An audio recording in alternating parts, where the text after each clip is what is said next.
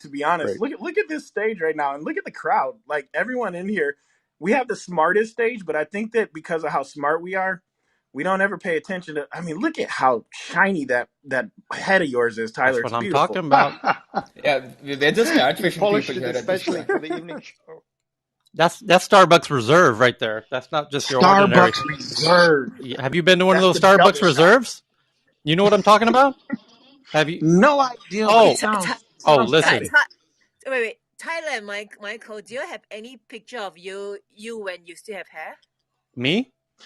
I Mm-hmm. do you Yeah. Yeah, want to see Michael. me with hair like back in the day? Yeah. Oh, Can you PTR? I'll PTR one. It looks Great. insane though.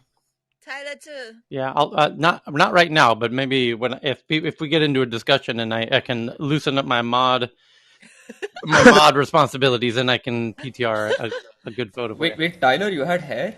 Yeah, down to my Used to ass have. actually, and then it all went into flash. It was kind of like all, and I used it all up like in a blaze of glory. I used it.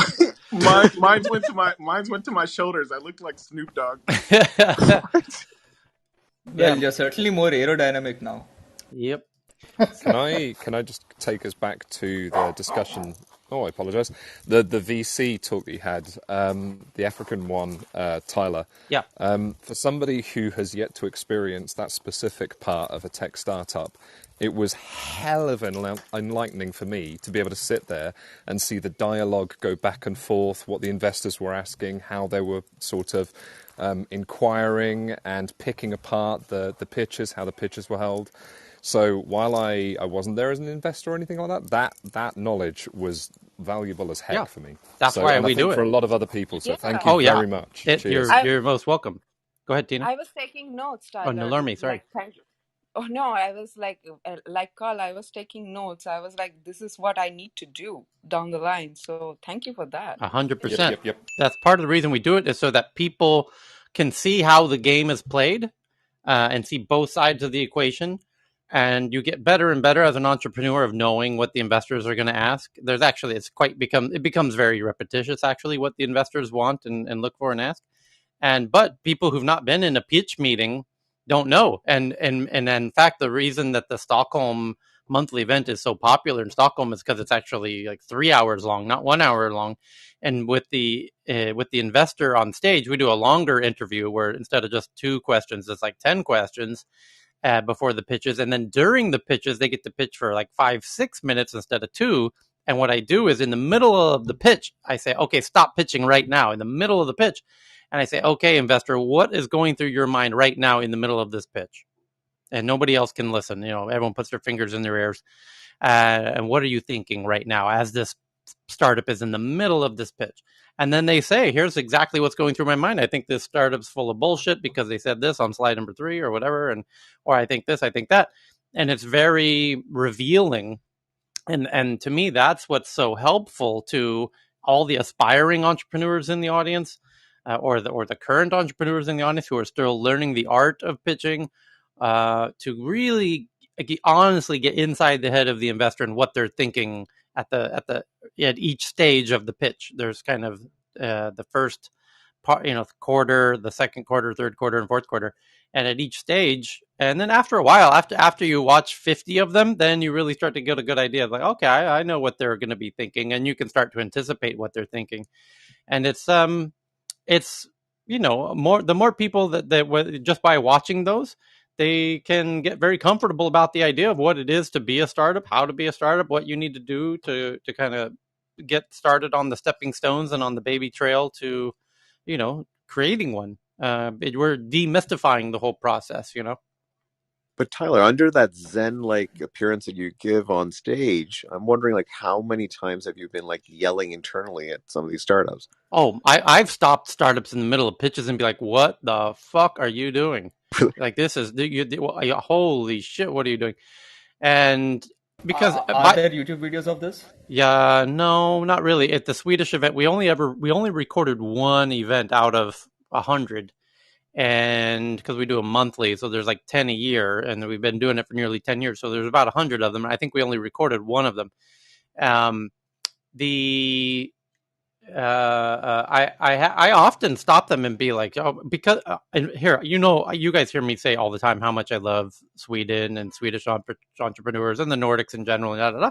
But By you the way, heard they're cheating on you right now. no, but you The Nordic also Club is on. you also yeah, those are all my friends doing the Nordic Tech Room over there. But what they are notoriously they're great at many things, and you heard me say yesterday they're notoriously bad at pitching. They're terrible at public speaking. They are deathly all Swedes, and they know this about themselves. They'll tell you this right off the bat. They are they are so afraid of standing on a stage with an audience. It's nothing will scare a Swede more than that. And so they are really terrible at pitching. And Americans are actually very fortunate and very good at pitching. And on average, just kind of if you took a random sample, and you know, I'm part of what I've been helping is trying to show them how to be more American-like in their pitches to a degree. I mean, There's a YouTube video of that. I saw that. It was very helpful and yeah, amazing stuff. yeah. So it's been fun. But welcome back. Happy Friday, everybody. It was a really beautiful day here in Thailand, and I hear Cheryl, same in Tokyo. Actually, Cheryl sent me some live photos at sunset in Tokyo. My goodness, made me Beautiful. homesick for my favorite town on where I used to live there. And thank you for that skyline photo, looking at the Tokyo Tower. That I used to live not far from there. I love that. So anyway, thank you. It looked like a very beautiful day in Tokyo as well. Hopefully it's beautiful wherever you are. And a very happy Friday morning to everyone waking up on the West Coast, my other hometown. There is a whole bunch of fantastic news to jump into, and we know this because we met here 7 hours ago, and that was a really fun session, I have to say. And we got into all kinds of cool topics, which we will do so again, and there's some updates on many of these ongoing developments, like India and Twitter, and Russia with all of this French YouTuber influencing with the vaccine. There's a whole new update on that. Oh boy. Let's start there, shall we? But before we do, there's I teased at the end of the last session, Klarna, one of the biggest startups in Europe now, out of Stockholm, has some fantastic news to share in a second. But before we get into all those, let's see who would like to go first with Twitter India. You want to start with the Twitter India one? Let's see. Yeah. Well, let's keep that one in the bin just for a second and see if somebody wants to jump in with something. By the way, I was just going to jump in with the GDPR issues that the EU is taking action against the cloud providers. Let's do it. I think they're actually initiating action, is my understanding, because some of their it's the governments that are using some of these cloud services like Microsoft Office, and the data is being housed outside of the EU. So just the fact that they're moving forward on some of this GDPR stuff and at such a big level is going to, I think, throw people into a little bit of a tailspin. What? I'm not up to speed on what's happening. I'll have to look into more detail, but you can take data out of the EU if you have the right permissions, right? But they're not going to have that if it's the government systems, so they wouldn't have gotten that. And so you don't know where you're using these cloud providers like Azure and AWS, et cetera. It's only recently that you can request and try to get the servers in the US or in the country where the data is being processed. Mm-hmm. So when you put it in a cloud, you don't know where it is, and now technically it's out of the country without permission. Mm-hmm. So it's a technical and a political issue. Yeah. Because a lot of this stuff comes from historic fears and practices, right? Yep. Like a lot of GDPR is actually from World War II, like those fears of being tracked and things happening. So the Germans know exactly what you mean. Yeah. So it's to your point, it's pragmatic, because how do you, when you're using these cloud servers, that's the whole point, is that they're around the world and they're load balancing, et cetera. And easy to move the data across borders. That's kind of the beauty of data, the digitized realm. Yeah. It kind of ignores borders. It's such an interesting thought. Now that we got Greg on stage, we just got to jump into this one that Cheryl just shared from the Twitter account, which I'm retweeting now to the Tech News Around the World Twitter account, which is TNATW, which is very conveniently short for Tech News Around the World, TNATW. And if you go there, you're going to notice that every time we talk about a headline, I'm tweeting out that headline and the actual article that we're talking about. So you can click on the article and read it and like it and retweet it and follow up on it after the fact if you want to do a more proper deep dive on it. But this one is all about a lawsuit against the Apple Watch, the data in the Apple Watch. And this is from South China Morning Post. It says, lawsuit claims Apple monopolizes heart rate technology for Apple in a complaint filed in San Francisco federal court. They say Apple shut out rivals by changing the heart rate algorithm on its watch. The lawsuit accuses Apple of cornering the market for heart rate monitoring tech for the Apple Watch and endangering wearers' health. AliveCore sells an Apple Watch wristband capable of recording an electrocardiogram and an app that alerts users to irregular heartbeats. And Apple faces antitrust lawsuit for alleged monopoly in heart rate technology of the Apple Watch. A Silicon Valley company has filed an antitrust lawsuit accusing Apple of cornering the market for heart rate monitoring technology for the Apple Watch and endangering wearers' health. In a complaint filed, they said Apple shut out rivals by changing the heart rate algorithm on its watch's operating system, making rival technology incompatible. Greg, can you believe this? Does this sound at all possible that Apple's doing something like this? No, as you know, Apple is run by Tim Cook, who's a student of Mr. Rogers. He would never hurt a fly. He's one of the best human beings alive. He's out there like fighting for good and fighting for you, the customer, above all else, right? Greg Tyler? just had candy. Tyler, we should go into my headline as well because it's about the Mac and Apple while we're on a roll after this one. Okay.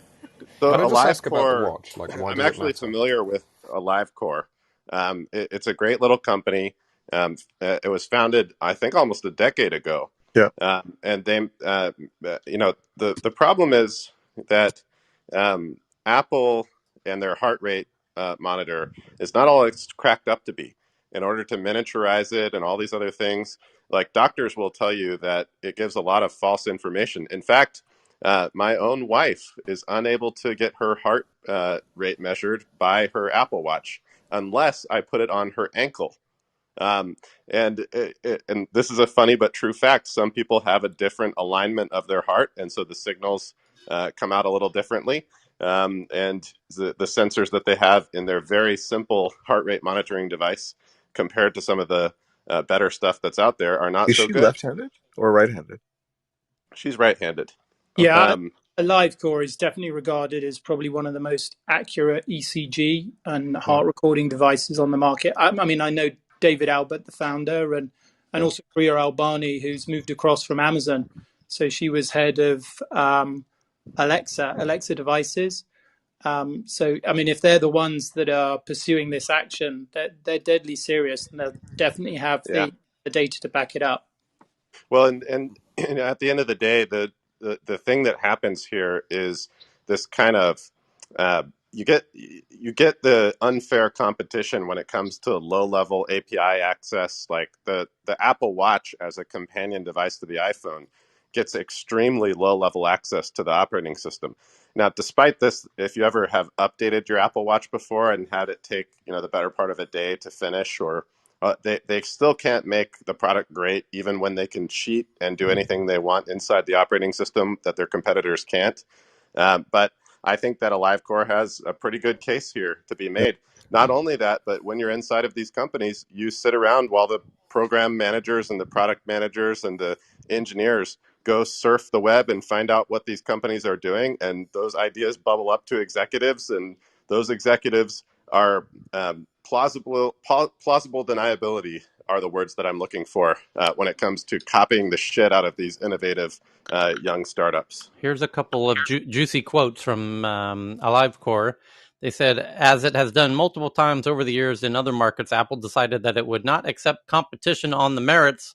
The value of controlling such critical health data with the accompanying ability to exploit it was apparently too much of a temptation for Apple, they said.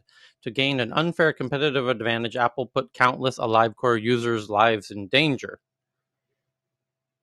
Because AliveCore has that Cardia band, right? That's Right. attached to the watch as well. Exactly right. Yeah, you have a little pad and you put your index fingers on from each hand on either side, and it gives you a medically accurate ECG. Plus, they have the wristband for the Apple Watch. They actually had a separate band as well that Yeah, actually has the sensor on it. yeah. I mean, it's a great little company and unique technology, and they're coming from a healthcare background. I mean, David Albert is a cardiologist anyway, so I mean, there's a lot of thinking there. I don't know why they would block them, because at the moment they're not really a threat. I mean, it would be better to acquire this technology than try and stifle it. But I mean, Greg, Apple's always been this way. You were forced to integrate into HomeKit. You never can get complete access to, if you have a mobile app, through iOS to all the telemetry from the various sensors. For example, an interesting one that we come up against, mobile apps, they can get real-time data from your 4 or 5G chipset through an Android operating system. You just can't get this through iOS, but Apple can. So yeah, I mean, it's always been unfair. Apple, they have always been this way. They have a monopoly on great user experience on their platform. They can literally hack. They can break their own rules, the rules that third-party developers can't. In fact, before I joined Apple, they tried to force us into the HomeKit ecosystem at Dropcam, and I said, you know what, like, this thing doesn't look very good. It doesn't look very customer friendly. You're not really focusing on the problems that the smart home companies know need to be solved. This is just going to be another platform. And they wanted us to actually put a chip into our camera just to be compatible with HomeKit and a bunch of other crazy stuff. And we said no. And they threatened to remove us from their physical store where we had been selling very well and were a favored, loved product for iOS and iPhone and iPad customers alike, and Mac for that matter. And so, they just use just ridiculous tactics on small companies all the time. And then magically they come out with their own, versions of these products in a lot of cases. And when they do, they get preferred access to the platform. And I'll remind you that you bought your iPhone. Like you should have some of the benefits of owning the device, including having a competitive ecosystem. My dad, when I was very young, my dad was never a big startup guy or a big business guy. He's always been an engineer. And one of his first jobs was for a company that made a real-time clock for the Apple IIe.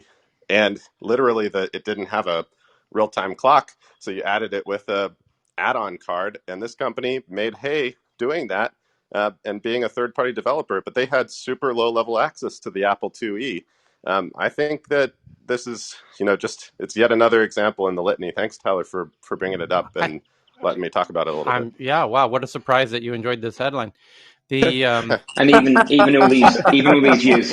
Well, Greg, even all Apple's these now years later, innovating by petitions, right? That's what they're doing, I think. Well, speaking of Apple innovating, I have a new headline to share of some new stuff they're announcing, but somebody else had a headline they wanted to share related to Apple. It was Tyler, Amanda. that was Amanda, me. I go ahead. wanted to share that Apple on the Macs, the operating system issue, security issue, that basically Apple sent out a patch because hackers can very easily get into your Mac and through your operating system and record or take screenshots. Let me check the headline. Yeah, take screenshots that was so announced they can today. tap into your record video, access files on your hard drive. Minor stuff like that. So they are issuing. Any idea what if they pushed anything else, because the new product launch is coming up? Well, yeah, the point is that if you own a Mac laptop, you need to update. There's a patch that you need to do, unless you don't mind sharing, your camera to folks on the internet. So, in terms of other new Apple news, there was some news that came out today. But let me put in a new timestamp. Thank you. Redesigned AirPods to launch this year, and new AirPod Pro With fitness sensors in 2021, Apple will launch its redesigned third-generation AirPods this year, while redesigned second-generation AirPod Pro models are on track to launch next year with new sensors for fitness tracking. What does that mean? It means Apple is also testing new AirPod Pro design, which does not feature the small stems that contain the directional mics. The company touts them as one of the highlight features of its AirPods, as they provide much better microphone audio quality than the competition. If Apple decides to go ahead with the new design, it will be interesting to see how it impacts microphone quality. And they talk about the AirPods Max and how it is in high demand despite the high price. The company is not working on a successor to the AirPods Max at the moment, but it is contemplating doing new color variations to the lineup, probably to match with the new iMacs, which Michael will probably enjoy, getting some multicolored headsets, if I'm not mistaken. And lastly, they talk about upcoming HomePod speaker with a built-in screen that could function as a FaceTime camera and as an Apple TV device and a wireless audio speaker. This product could not launch soon enough, as products like Amazon's Echo and Google Nest Hub are extremely popular, and the cameras and the screens make them extremely useful utilities around the house. But Tyler, yes. which company was Apple partnering up with for the autonomous vehicle? Was it Kia? It's been reported. I read Kia at one point, and then I saw a retraction, and then I heard Hyundai. But regardless, apparently, and also Xiaomi. Yeah, not because the Xiaomi. thing No, is, not they Xiaomi. just recently, Kia has announced that just now that their new EV vehicles that are coming up next year will be offered with an Apple Watch. Interesting. That's a little surprising, I must say. Volvo is coming out with their tech event, by the way, pretty soon. Volvo? Yep. Oh, yep. I can get some very incredibly senior people from Volvo to join us for that, actually, because the senior team is in Sweden, in Gothenburg. So we can, if they're going to do a live stream maybe or something like that, we could if we ever need Volvo to come in, that's not so difficult. They speak at my events quite regularly.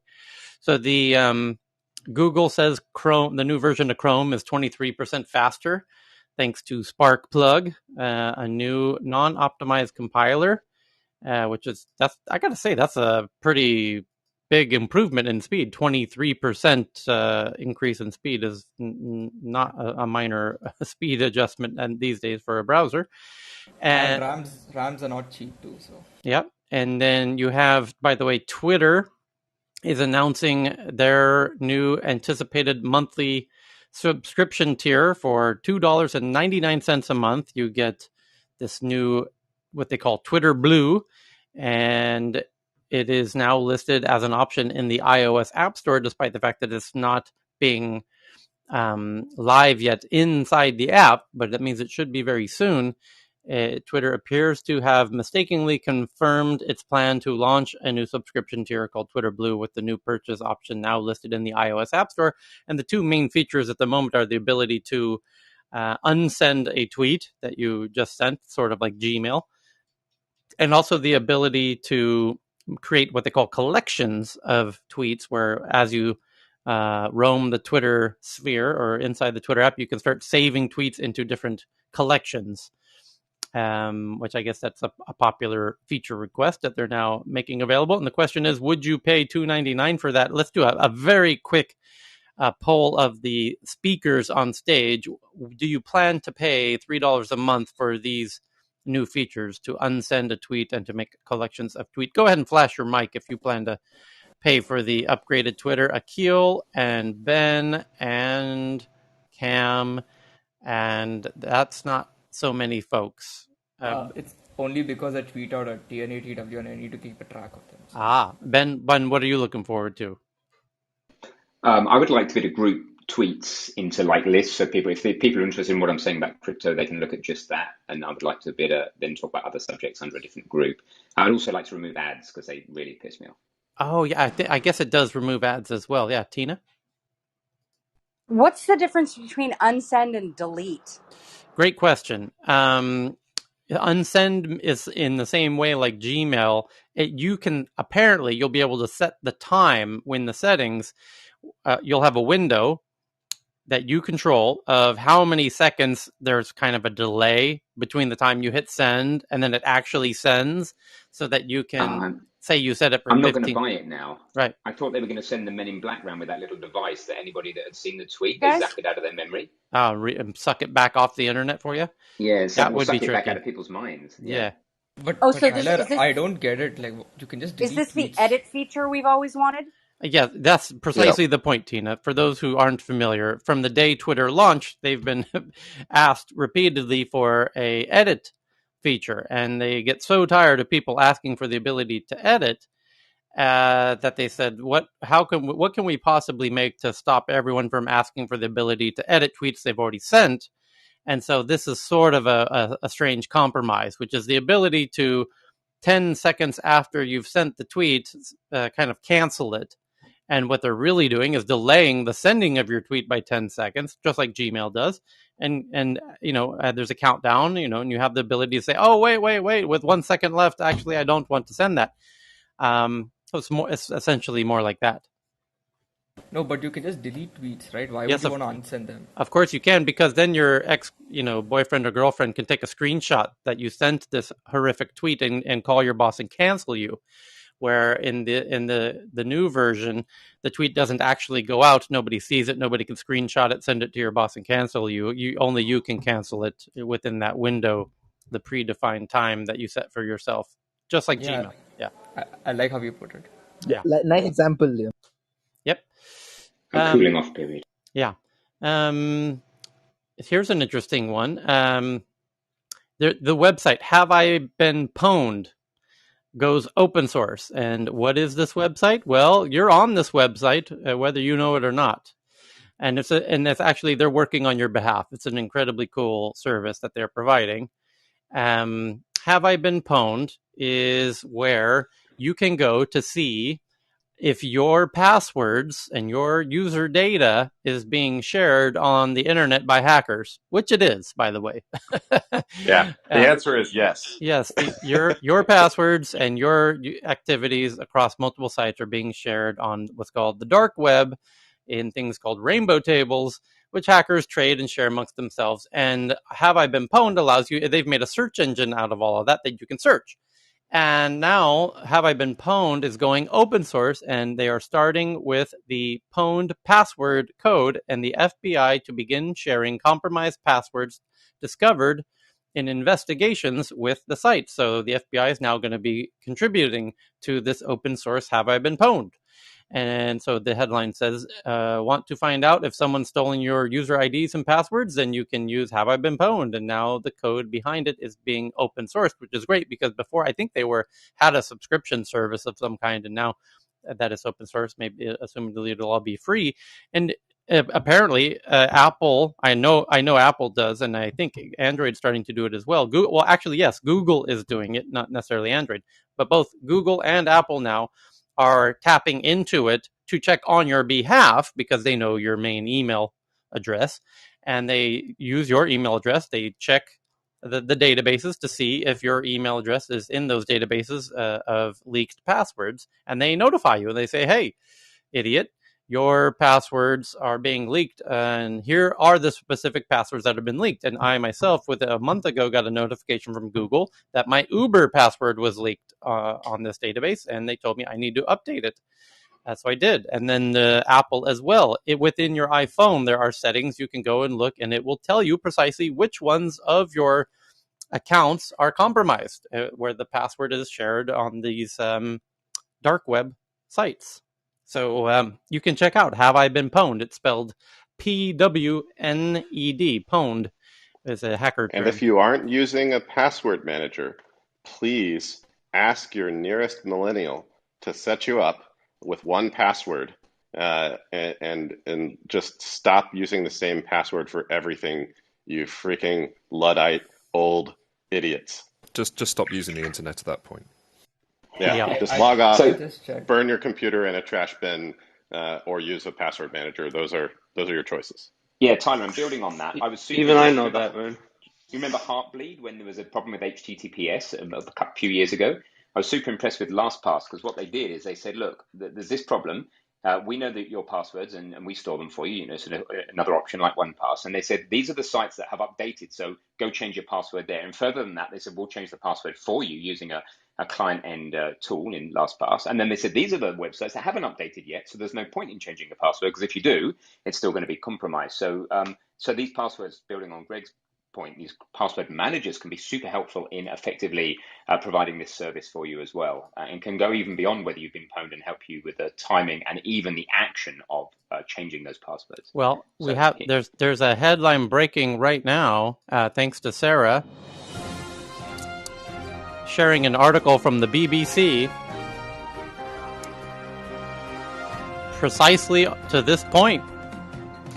Thank you for this, Sarah. I just retweeted it to the Tech News Twitter account at TNATW.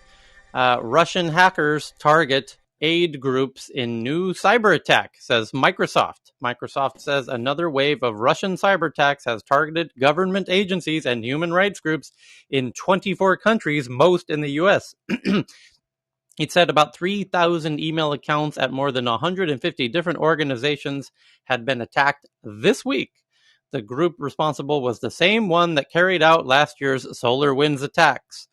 I shared this today morning in the morning session. Which Russia's Foreign Intelligence Service, called the SVR, is accused of orchestrating.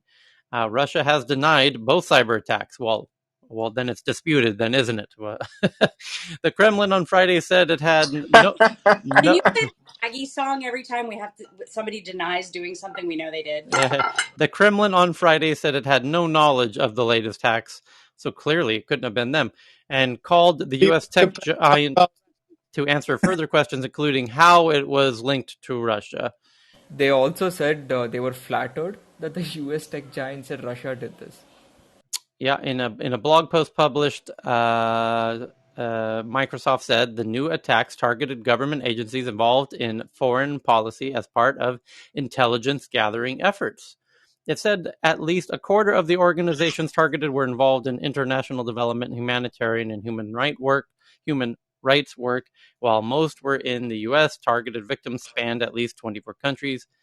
According to Microsoft, Nobelium, a group originating in Russia, launched this week's attacks by gaining access to an email marketing account used by the U.S. federal government's aid agency called USAID. Hackers then sent emails that looked authentic, but included a link which, when clicked, inserted a malicious file, enabling the stealing of data and infecting other computers on a network. And they go on in great detail, and yet Russia says, who, us? No, not us. It's so cartoonish in my head the way I like. They're like, it wasn't us. Like, it's so cartoonish. Do all the news like guys, all of this. Do all the news guys share the same news? Because this was the same, almost exact same words that Reuters wrote in the morning. Yes. Yeah, absolutely. It's because the victim, Microsoft, this is a good question, Akhil, actually, because in the U.S. specifically, and it's somewhat the same globally, Microsoft puts out what's called a press release. And and what happens is the journalists all receive this press release from Microsoft's PR team, press relations department. And every big company in the U.S. has a PR department. They create press releases, which is like a blog post, but they don't publish it. It goes out on the news wire. It goes out on quote unquote the wire, and all the journalists receive it in their email inbox. And they're all looking at precisely the same blog post. And so they copy and paste elements from this PR release, and then they make their own article out of it. And there's an incredibly high degree of repetition in how many different ways you can, take that same PR release and press release, as we call them, and regurgitate it into an article. And so that's why they end up sounding so similar. Different times. Well, some of them they are in a race. Actually, the PR, the tech journalists who receive these press releases from, in this case, from Microsoft. Here, let's look at this one example. Microsoft issued a press release. It went out to all the journalists simultaneously into their inboxes.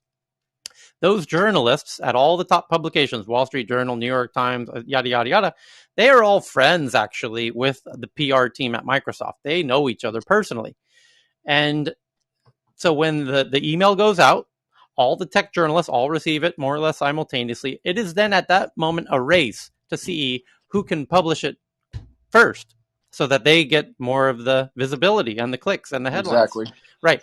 Tyler, That's the game. However, those journalists, they receive hundreds of PR press releases per day, and part of their job is figuring out which of these 100, 200, 300, 400 emails that I received are actually newsworthy and which ones are not, because they can only really do, each journalist, you might be doing a dozen per day, and 99% of them are crap, and then of the so they are busy and they're working on 10 stories simultaneously, and things get very messy, and then when an important one comes through, they kind of drop everything and focus on that. So there is a little discrepancy in how fast each outlet, each publication actually writes these their articles. But in this case, and in many, many, many cases, these articles stem from the same press release. I hope that is helpful. if I may, Yes, Cami. Tyler, I would like to provide some additional insight, Sure. having worked on both sides. You're correct for a certain subset of media outlets, but for the companies that have really good media relations, it is literally relations. They have relationships with the key journalists and writers, and they are, and with this relationship, they are giving them embargoed press releases. So they get the information ahead of time because the desired outcome is not to have regurgitated information, because that's easily achieved through a wire release. For the really savvy companies, the objective is to have a well-written, thoughtful article Right. that Yeah. goes deeper. Yeah. So I think that rather than paint all press releases as such, let's just, on balance, make sure that we understand that Yeah. Well, that's not their it's a great desired point. objective. It's a great point, because Cami raises a very good point. Is there's more? I'm addressing specifically the niche case where the world's biggest tech companies, namely Apple, Microsoft, they send out a press release, and all the tech journalists are going to cover it generally. Anything Apple does, all the tech journalists are going to cover it. All of them. Apple doesn't give a fuck. They are the boss. They release anything. The entire press world covers it. Apple doesn't give a shit. Microsoft, well, sometimes they're going to need to nurture the relationships with the journalists to make sure the journalists actually cover the stories Microsoft want them to cover. You, as a little startup, the journalists don't give a shit about you. There's nothing you can do to get them to cover your story other than shoot somebody on Fifth Avenue. Then they might cover it. So there's a power dynamic here. Apple can do anything they want, and the journalists will eat it up like, ice cream on Sunday. You can't do anything to get the journalists to do anything. And that's where you need to have really good PR team who have great relationships with the journalists, because now the journalists have the power. You don't. And you have to have, as she said, really good relationships, and you might have to give them an exclusive because you have no power. And you're like, hey, Wall Street Journal, tell you what, rather than do what Apple does and just put it out there and everyone's going to cover it, we know we're a tiny little startup and that's never going to happen for us. So we're going to give you an exclusive. And this is a super common thing in this game, by the way. So TechCrunch is notorious for this. But let me unpack this for those who don't know this part of the game. The journalists will often say, okay, we might cover this for you if it's an exclusive, meaning you cannot give it to anyone else. We're the only one who gets this story, and it's embargoed. And then the embargoes are another part of the game where if you get a little more power as a startup, let's say you're something like Twitter or Uber, and then you say, okay, journalists, we've got a piece of news. We're going to give it to you all at the same time. We're going to give it to you now, but you all have to hold it until Wednesday at 4 p.m. That's the embargoed time when you're allowed to release it. But we're going to tell you now, and you can interview us now. Between now and then, you've got like 3 days to write your whole story. We'll let you talk to our CEO or the CMO or the team internally. You have 3 days to write your story. Everyone gets to write your story 3 days from now. Everyone has the exact same release time. The embargo time is Wednesday, 4 p.m. Central, Eastern Daylight Time, and then all the news goes out. Then it's up to those journalists to all craft their own stories between now and then. And Hey, Tyler. yes, at Dropcam, we had a couple of interesting hacks around this. One is that we would appeal to the journalist's social justice warrior inside and tell them about our amazing corporate culture, and they would choose to write about it. And I've totally preyed upon that to get them to write about the company. The other one is they love clickbait, and our customers were always sending us videos that they would capture with their drop cams. And the journalists really loved stuff that showed crime, horrible things happening, so on and so forth, but also just things that would generate eyeballs. Like the one time that we got on the front page of the New York Times as Dropcam, not at Google or any of those other things, it was because somebody decided to put a battery pack on the Dropcam and put it on the back of a tortoise and let the tortoise walk around live streaming. And they decided this was interesting enough for the front page of the New York Times. Well, this is where our friend Jamie Siminoff at Ring, has the the Ring cameras. Fear. Yeah, what was starting off originally was there was some actual legit examples of people stealing packages off of people's doorsteps, and the Ring cameras caught this. And then more recently, Ring's gotten some shit because now they're starting to manufacture their own videos along these lines. That's right. Because we started off the trend of people catching package thieves. We never got around to making our doorbell camera in time because of some of the acquisition shenanigans and the stall and product development that happened. But we started that off. It's actually a really interesting area. Like, you have to be super careful because fabricating these videos is a pretty gray area, and we would never do that. But the funny thing is that if your competitor will, it's kind of a race to the bottom. So there's a bit of a game in terms of journalists compete to break news, honestly, and my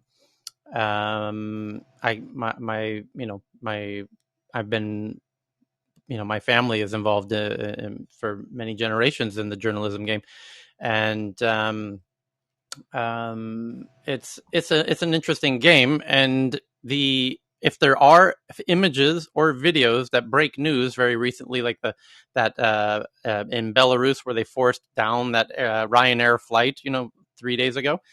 And coincidentally, that was a journalist on that flight that they were after and forced down to the ground. There was a person on that flight that caught a photo of the very heavily armed military MiG fighter plane that forced down the Ryanair passenger flight with the missiles from underneath. And that photo has journalistic value. And he posted it on Twitter. And people capture newsworthy videos and photos all the time and put it on Twitter. And the issue is who has the right to publish those photos and videos?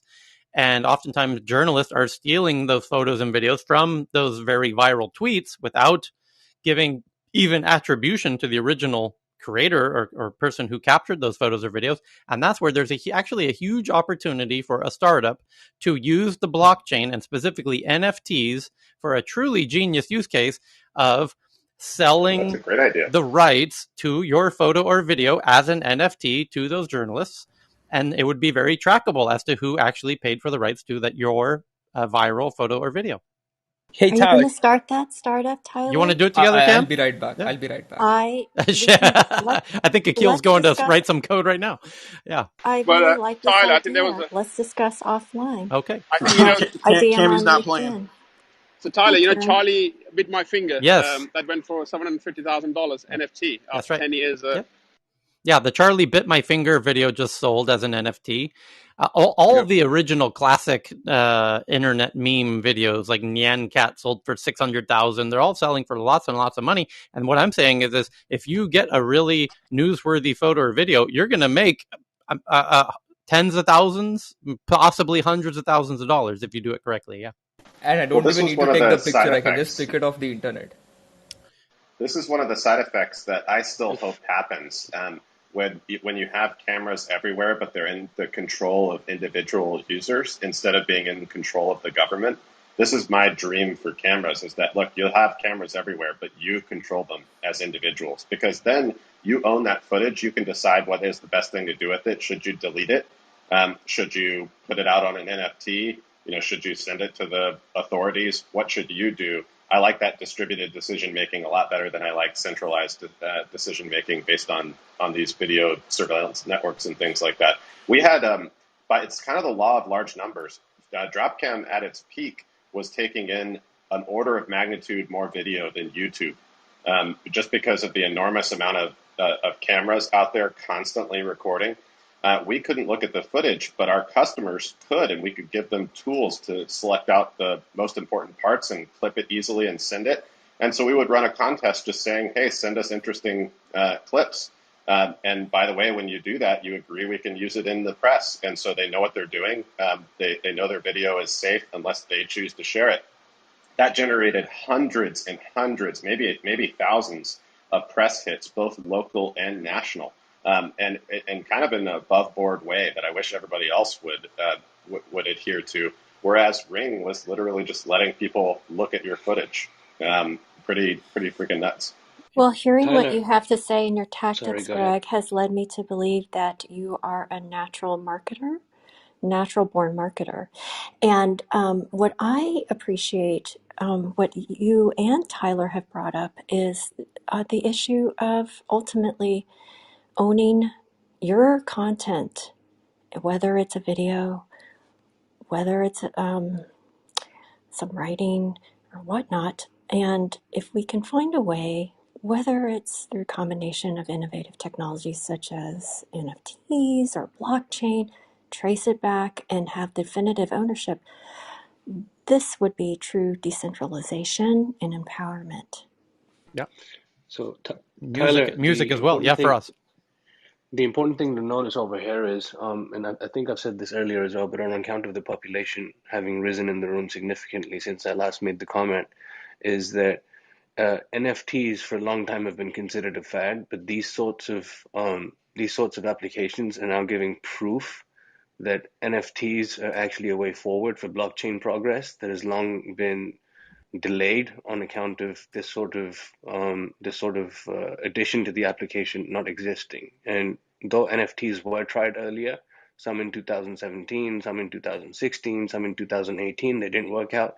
Then they worked as a fad, or whatever you want to call it, or what some would not call a fad in certain ways. But now you're seeing the application in its true form, vis-a-vis photos, vis-a-vis videos, and now you'll also see the true method of tokenization coming to light, be it land parcels, be it square feet, be it tokenization in its security token offerings, which were trying to be done for ages but actually never surfaced to the top, will be done through NFTs, in my humble opinion. So NFTs are truly novel, and I think will carry the way forward for us on blockchain. One of the other really important aspects of that idea, which I think is a great one, I think it should just happen. Somebody should do it. Basically, we have this problem now, especially with deepfakes, of authentic video and the origin of video. And the other thing that a blockchain NFT type solution does, besides allowing for people to be compensated fairly and tracking who originally did this, is you can make sure that whatever the artifact is, if it's a digital artifact like a photo or a video or a piece of text or something like that, that it has not been tampered with from the original document, which I think is also a very interesting connotation. Yes. Greg, I couldn't agree with you more. And that's 1 out of 15 startups that I have written about as a potential in the future of work, in the context of, yes, automation, artificial intelligence, machine learning will cause many jobs to exit, but it will also create many opportunities. And I'd be interested, given the number of speakers on this stage, to know how many people here actually had the prescience to say, yes, there's going to be a smartphone, billions of smartphones, and in everyone's pocket back in, let's say, the early 1990s. If you could flash your mics, I want to see if anyone had conceive think that. the bell just rang, which means let's move to the next topic from Tyler. No, Tyler, no, am I correct? that's no. Okay, so I rank. Greg was the only one who said he foresaw that, and that's very interesting.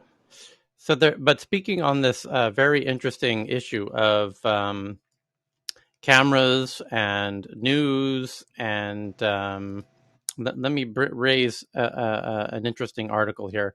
There's a startup called Citizen, and they were in the news recently because they accidentally named somebody as an arsonist, and then realized they had made a mistake, and then they put out a prize and kind of a manhunt to find the real arsonist, and got in some hot water.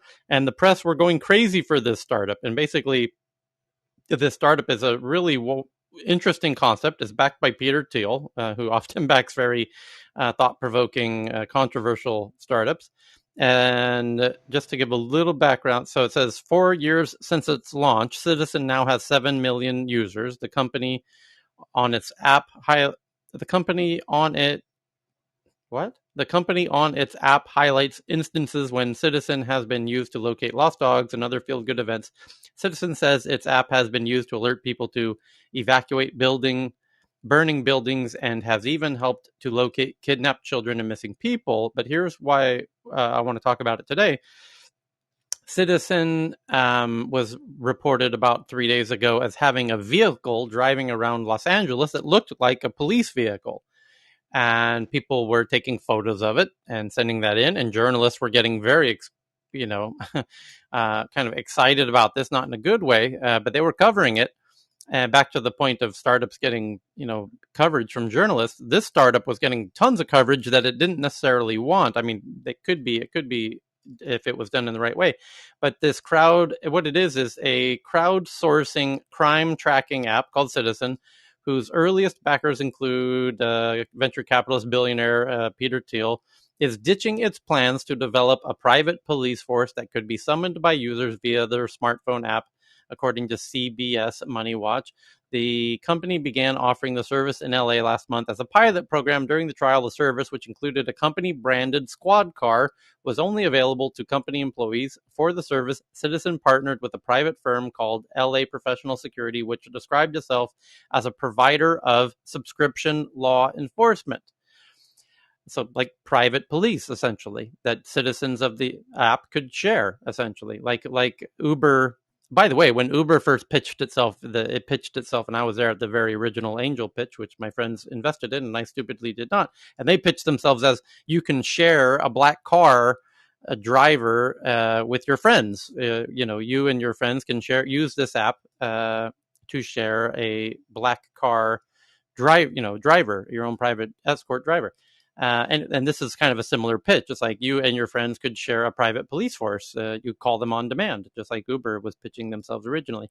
But now Citizen has ended the program and states they have no plans to launch this service. They now say this was a small 30-day test that is now complete.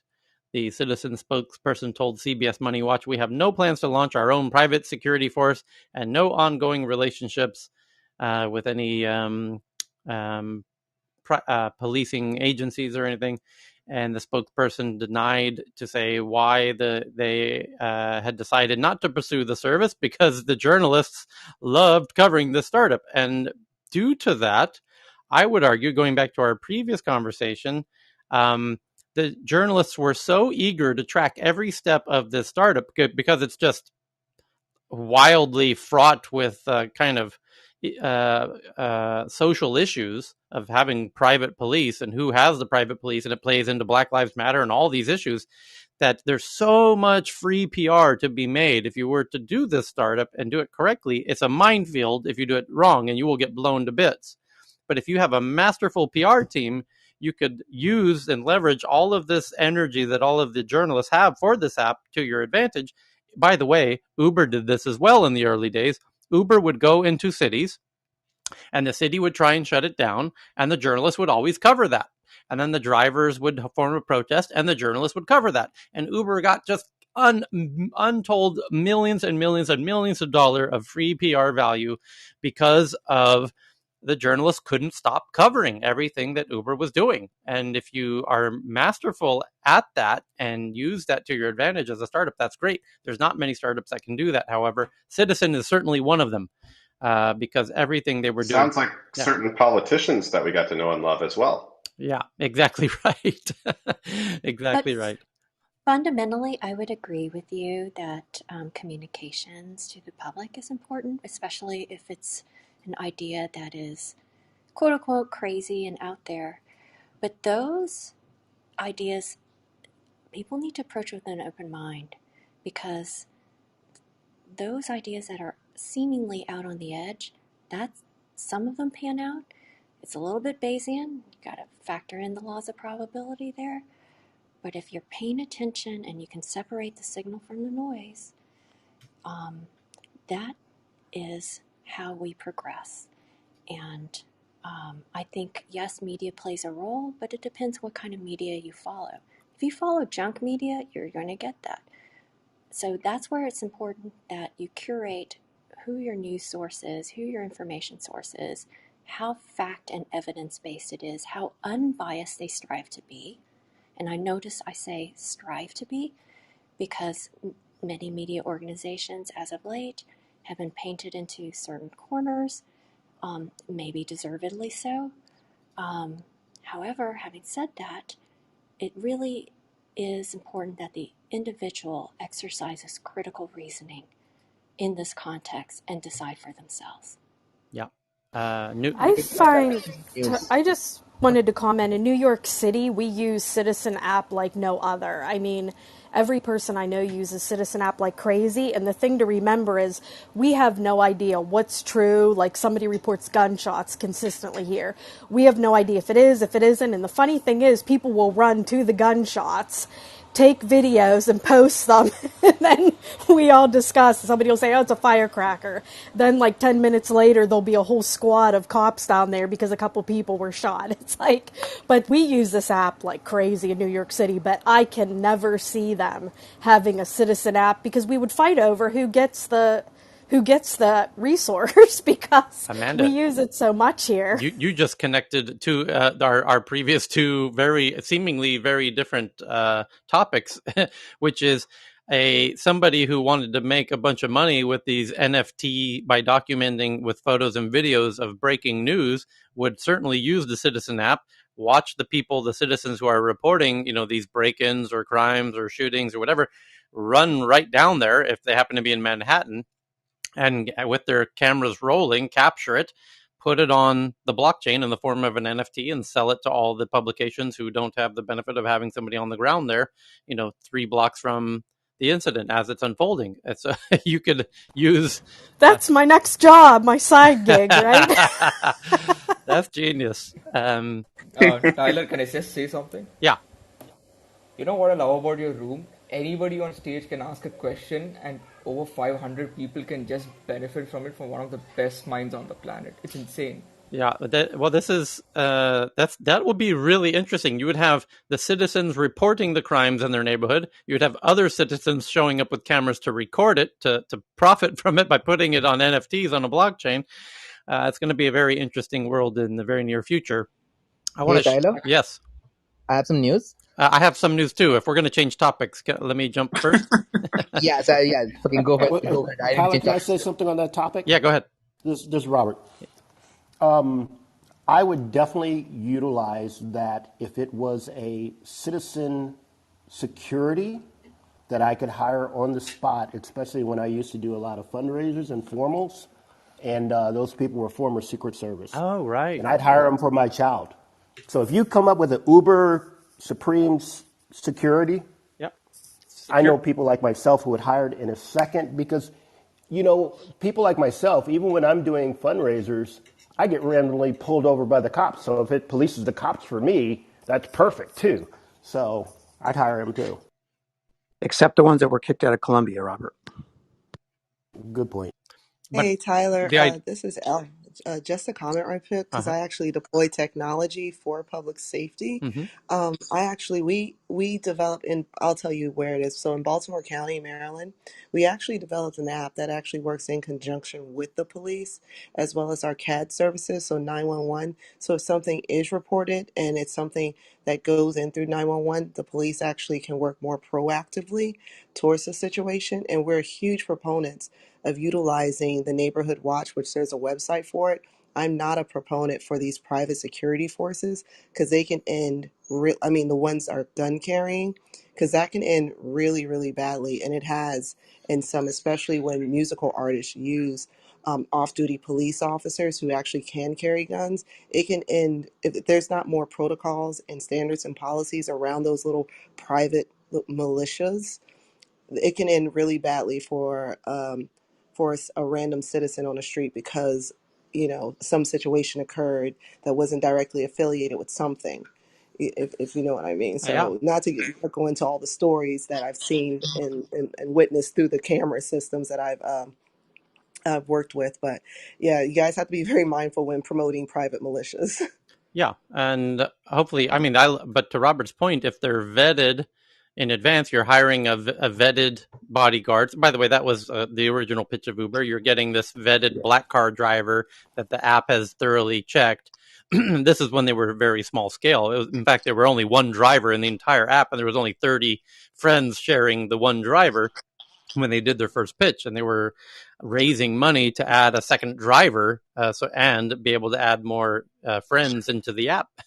And the Do one they carry weapons, Tyler? I don't know if they did or not, but the point was is that the drivers initially were very vetted, and the idea that Robert's talking about is what if you had very vetted kind of security guards, kind of a bodyguard who you could call on demand instead of a black car driver. You get a bodyguard on demand for your event or from some important reason. Anywhere in the world. Yeah. Like, for example, I had a former T-72 tank driver as a bodyguard in Bulgaria. I mean, I was able to find it, but you shouldn't have to look. If you have something that you could do, fine, perfect. Yeah, the tricky But what part. Robert's talking about is Robert, what you're talking about, it feels very like I know when I hear bodyguard, this is gonna sound weird. And this is as a black man from Detroit who lives in Los Angeles. My perspective when I hear bodyguard is very, very different than my perspective when I hear police or security or privatized X, Y, or Z. I like bodyguards. I feel safe with bodyguards. But this other thing, I don't know if you guys know what swatting is, but Yes. I get a little bit nervous about. I I just get I get worried about weaponization, and maybe no one else thinks about this stuff, but to me, I get a little bit worried about the weaponization of this against people. Well, Well, I'm if trying this to. helps, Michael, if you go to, let's say, any sporting event, you're going to see private security companies. So, for example, Major League Baseball, you're going to see um, private security companies that are hired specifically to maintain the peace in events.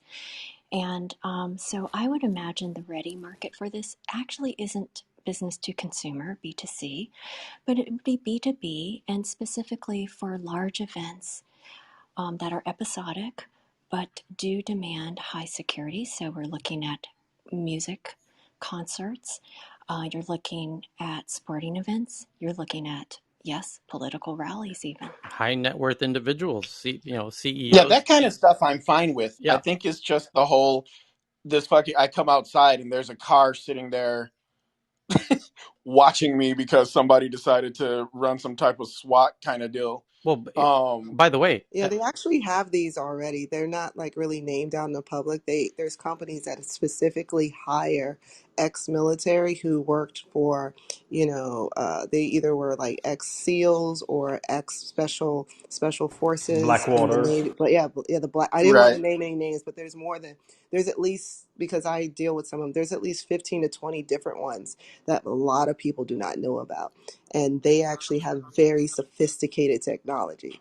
right. So I even wouldn't want them at a concert or either even at a political rally because they do more. So the promotion of it needs to be more thoughtfully thought about than to put it out Yeah. there. That's all I'm But saying. going I'm back, done speaking. yeah, going back to the Uber example, Uber never thought initially that it would be mass public utilization. They assumed it was going to be black cars, black Lincoln town cars, and people of means that want to have private drivers. That was the pitch, and they honestly never imagined initially that it was going to be everybody open to the public, and that was Lyft who came out with that. To credit to Lyft and Mark Andreessen, who invested in Lyft.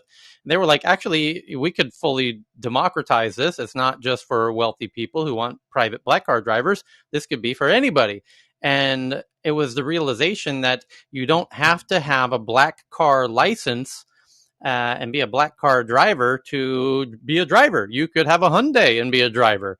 And some people would be totally fine with that, just to get down to the post office or the supermarket or whatnot. And that opened up what we know of Uber today. And Uber kind of copied Lyft on that point of really democratizing it. But the same issue applies with the bodyguards. Today, bodyguards are used, as you well know, Michael. We being from Hollywood, a lot of celebrities have private security, right? Yeah. And big executives have private security, and the sports stars and whatnot. And then what if that, like the black cars, what if that does become an app that becomes quite popular, and over time the price goes down and down and down and down as things do at scale, and now you could hire somebody to escort you and your friends out for a night out drinking so you can get plastered in a shady part of town and have somebody, as a private escort kind of bodyguard type thing. I could see it I happening. actually spoke, Tyler, I spoke with the founder of Uber, Garrett. Garrett, And yeah. the reason he started Uber was because he was a VC guy and he would call his limousine to pick him from one place to another place. But in San Francisco, traffic being so bad, he would just cancel and catch a cab. Right. And then they blacklisted him. So he felt like, okay, how can I go and fix this? So he called, basically the owner of all these limousine companies and said, your drivers are sitting around just watching soap opera all day. Yeah. What if I pay you guys a flat fee? So that's how he started Uber. And going back to what you said regarding black limousine, I actually spoke with him. I said, why do you only focus on this? There are other cars that are not black or not limousine. And he said, you know what? This is interesting, Cam. I get back to you. He never did, but this was one of the better conversation I had with him. And I'm against militarizing the private security because we are creating a police state. I think we should go look at the root of the problem. If people have jobs, they're not going to break into each other's home. So again, that's just my 2 cents. Yep. So I'm the fastest gun in the West, and I still use private security occasionally for some of the reasons that you state, Tyler. Yep. Like, you do cool things, you gotta watch out for yourself. I don't actually agree that you can solve all crime just by making the world a better place. It's not going to be all crime. There's still going to be some. But honestly, with what we're doing to our police these days, nobody should be surprised that private policing is coming up as a topic. And I, for one, am going to come out 100% in support of it. We absolutely need this type of thing to exist. Just because you use private security doesn't mean that you're using it to rough people up or do things that are immoral or unethical with it. People, like politicians, talk out of both sides of their mouth on this topic. They run around trying to take away guns and trying to restrict private security while having the best private security in the world follow them around. Barbara Boxer was this way. She had a concealed carry permit until she became a congressperson and got the Secret Service. And then suddenly she came out against all this stuff. It's really hypocritical. I'm going to support this stuff. And I get that there are issues that people have with it, but they don't supersede my need for personal safety and security for me and my family. I'll make a prediction. Greg, to be clear, I'm not sure.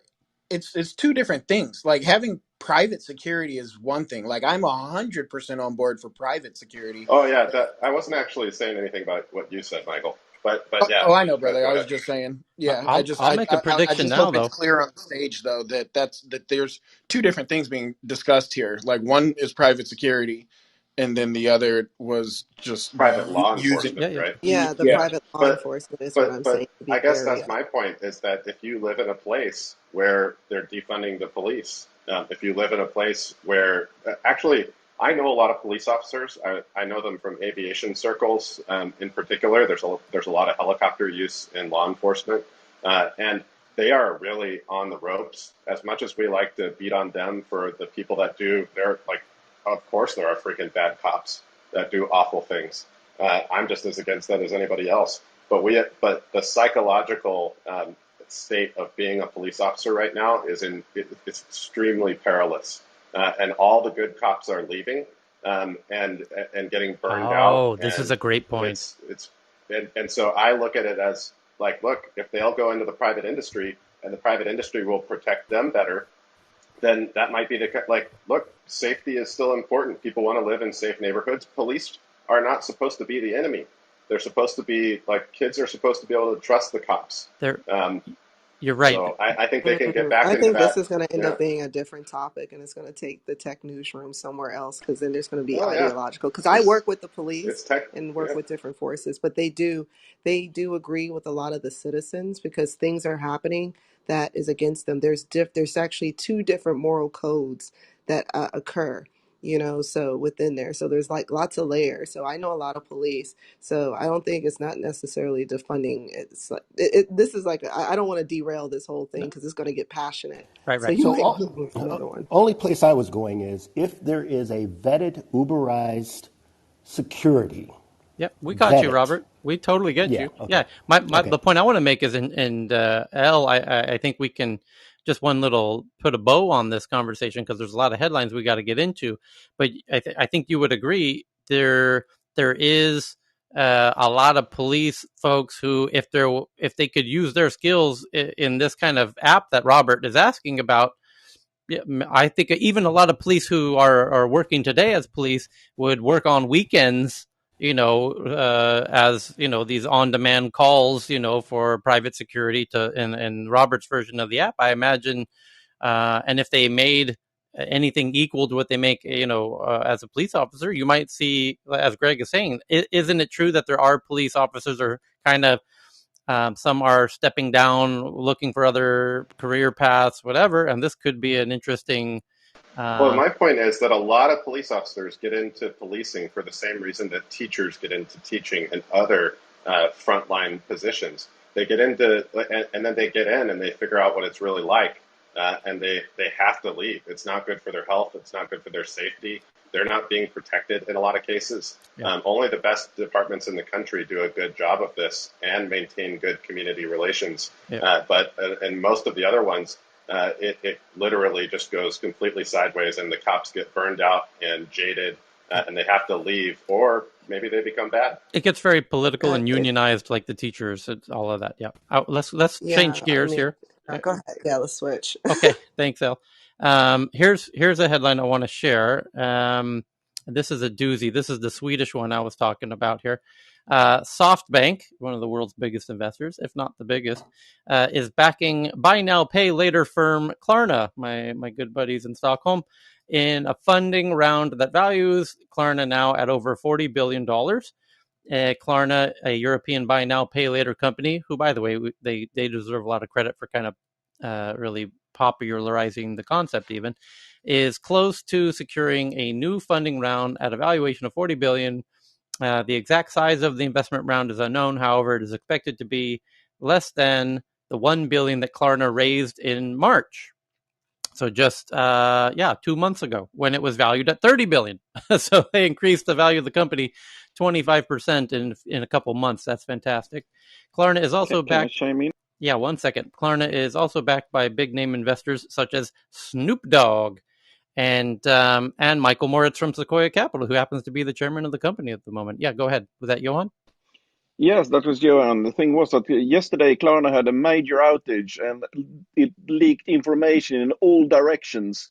I will try to find and something from the newspapers that are in a readable language for the rest of you. I've got it right but here. They had a major screw up yesterday. Yeah, and you want them speaking? Sebastian, the CEO, took to his personal Twitter account to cover that. It says, less than 3 hours after the funding round was reported, Klarna CEO Sebastian announced on Twitter that the company had experienced a self-inflicted incident, where he says, so sad and frustrating to realize that we have had a self-inflicted incident for 30 minutes affected the privacy of some of our users, he said, indicating that the company may have experienced a data breach of some sort. Full attention from all colleagues to bring things back to normal, take actions to avoid this going forward, and communicate broadly, said Sebastian. And we are, with this product, challenging a massive industry that has overcharged consumers with overdraft fees, with interest-bearing terms of use. And that's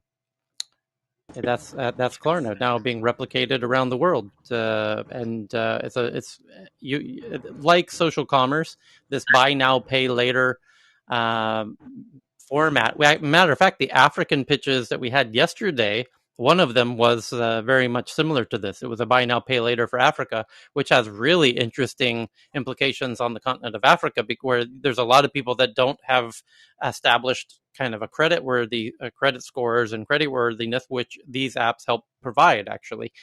So it was fantastic to see, and I think that was the one that you liked, was it not, Cal? I loved it. And they had what I liked is they were managing their credit risk by taking a bunch of installments before delivering the product. I know it's subtle, but it's smart. Yes. And a number of other things. They managed a marketplace. I might get in touch with them, actually. I like them a lot. Me too. CD Care and Lacan on stage and Mabana were both with us. And thank you both, gentlemen, for your help with that event. And I think it was Mabana that liked that one, was it not? Which one did you like, Mabana? I liked the. You hear me? Yep. He liked the help. but I like the Ethiopian lady, Dr. Oh yeah, the doctor. Yeah, the medical records. Yep. Because I have a soft spot for Ethiopia. Because my thesis is that Nigeria is getting crazy. There's 200 fintechs in Nigeria now. Which is doesn't sound like a lot for that country, but I think it's going to get overheated. So I've done my fintech investments, e-commerce investments. I like the concept. But yeah, like I'm looking for more far out new market frontiers like Ethiopia. Yeah. That's why. But I agree with you that that model is interesting. People are doing it for phones as well, by the way. You can buy a phone and pay later, and then if you don't pay, they just disconnect you, right? So that works. Yeah. Find other ways to shut off the phone if you don't pay. Yeah. Yep, and it was a lot of fun, and you can listen to the whole 1 hour version of that on Stockholm. If you Google Stockholm Tech Meetup, you will find the website where there's a YouTube video embedded with the audio of that meeting. I'll pause. I got no shortage of headlines, and we've got another 40 minutes to go before we hand it off to Victoria for her VR AR room, which you can see by clicking on the title of this room, and you'll see all the upcoming tech newsrooms, and there is a whole bunch of them coming up, of all different types: ed tech, med tech, fintech, crypto, AR, VR, on and on. And very interestingly, on Wednesday we have the Facebook's annual keynote live stream with Mark Zuckerberg happening Wednesday, and we will have a live companion room here with Tech News Around the World while that's going, and Michelle from Facebook and others will be here to help us unpack and decipher and analyze Facebook's announcements live in real time. So I look forward to that. Somebody else want to go with a headline? I'm just checking. Can I jump in? Go ahead, Rutvi. Sorry, yeah, you said before. No problem. Yeah, so remember we were talking about the super app market in India with Tata and buying Big Basket. Yes. So there's been an interesting development. Yes, Tata. So there's been interesting development in the supermarket space, both by Tata and by Amazon. Amazon is now letting Indian users read magazine articles in their shopping apps. So they're trying to take their one step forward in the space of becoming a super app for India.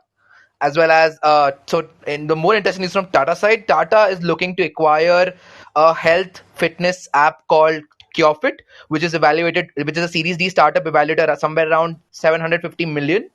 So they are looking to acquire this to put it in their super app feature, and also get the users as well as the fitness area covered in their entire digital space. Okay. Yeah, I also, think, yeah, and I yes, mean, Tata's going into 10 things in all. There's such a big so conglomerate. Tata has technically been an industrialist by nature. They always quoted themselves as an industrialist to begin with. I think now they're entering more about the tech space to begin with. I have this insight. I mean, a news that is, I mean, I'm not very sure it's very relevant, but the point is the news inside story is very relevant. So you know about Unacademy, right? It's one of India's second biggest edtech company. They are just in talks with raising funding around 300 to 400 million funding from Temasek, which is a Singapore-based holding. So the goods, which will I think put their valuation somewhere around 3.5 plus billion dollars. The good thing about this is a personal insight of what they're going to do with this raising of money. I was speaking to their founders just before this call. I know them very well. So there's a new product of Temesa of Unacademy called Graphy, which lets educators create their own website and monetize through them. I mean, it's a no code based creation, very simple and very tring.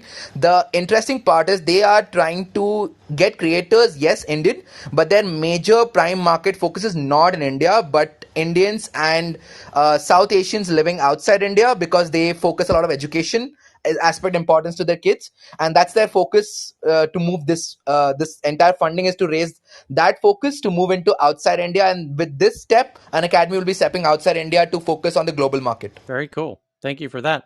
Lakeisha, who joins us in the other time zone, she's in Bangkok, and Bangkok has a super big mall called Siam Paragon, where she clearly was at a few hours ago.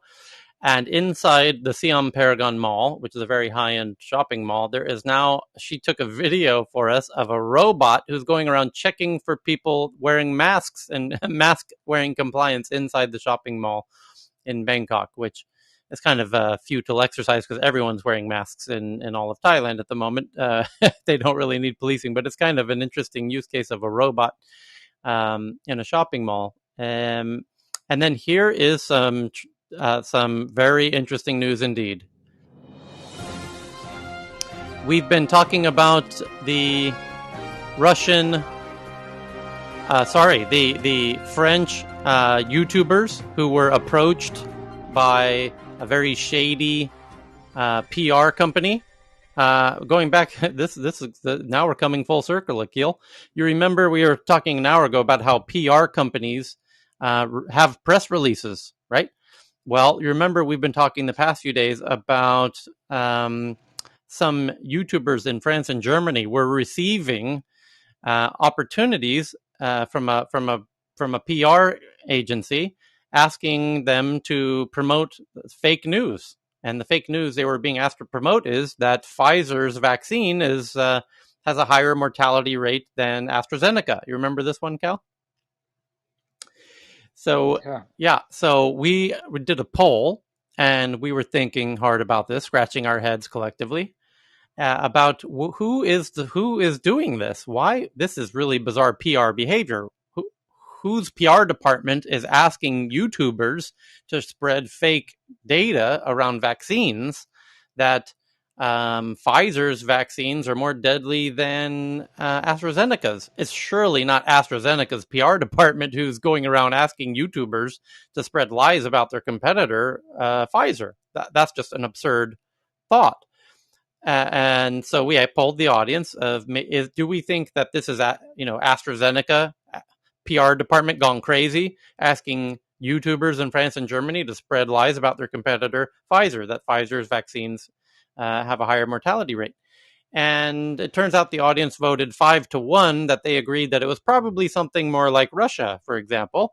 And then there was an update. That was 3 days ago. And then 2 days ago, as I predicted, the French intelligence community said, we're on this, and it looks like it's from Russia, right? That was about 2 days ago or a day ago. And now there is the smoking gun has been found.